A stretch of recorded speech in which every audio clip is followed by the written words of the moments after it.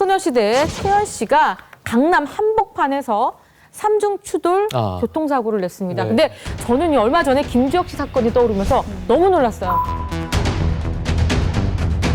네, 지난 11월 28일 네. 저녁 7시 30분에 발생한 네. 사건입니다. 태연 씨가 서울 학동역에서 노년역 방향으로 가는 네. 3차선 도로 중 예. 1차선, 그러니까 이제 좌회전하는 차선이에요. 예, 예. 근데 이곳에서 택시와 추돌을 하고 이 택시가 앞으로 또 밀려가지고 외제 승용차를 추돌하는 삼중 추돌이 일어난 사건입니다. 예. 태연 씨의 차는 이제 왼쪽 범퍼가 네. 파손되고 예. 본네트가 찌그러졌습니다. 택시의 경우에는 뒤에서 범퍼를 받쳤으니까 트렁크 문이 열리고 네. 그리고 이제 차체가 찌그러져 있는데 네. 거의 택시 자체는 반파가 돼서 이거 다시 고쳐서 쓸 수 있겠나 싶을 정도입니다. 저희가요 현장에 출동했던 견인 출동 기사로부터 당시 상황을 직접 들어봤습니다.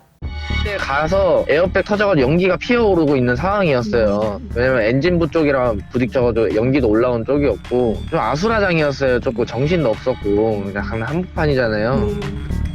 사고 원인이 궁금할 수밖에 없어요. 음주운전의 의혹도 있었죠.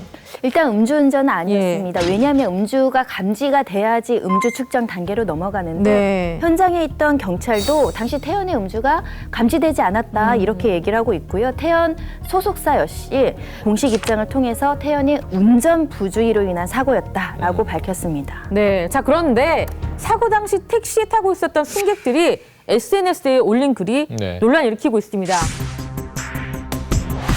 사고 현장에서도 연예인 특혜가 있었다 이런 주장을 했습니다. 그 승객 A 씨가 한 이야기가요. 네. 이게 가해자가 유명 아이돌 연예인이어서 그런지 예. 가해자를 먼저 태워서 병원으로 가려고 하더라 이런 얘기를 한 거예요. 네. 특히 택시 기사는 이제 피도 좀 나는 상황이었어요. 네. 그래서 그럼 택시 기사를 좀 구급차에 먼저 앉히면 안 되겠느냐라고 했는데 구급대원이 택시 기사는 기다리라고 하면서 태연 씨를 먼저 이 앰뷸런스에 태우려고 했다라고 네. 하는 주장이 나왔던 겁니다. 승객들의 주장으로는 충분히 오해가 있을 법하다 이런 생각이 듭니다.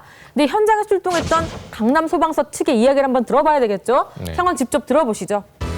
처음에 갔을 때도 태연 씨인지도 모르고 갔고 우선순위로 봤을 때 그분이 가슴 통증이 있고 차에서 못 내린다는 말을 제보를 받았기 때문에 먼저 가서 확인을 한 거죠.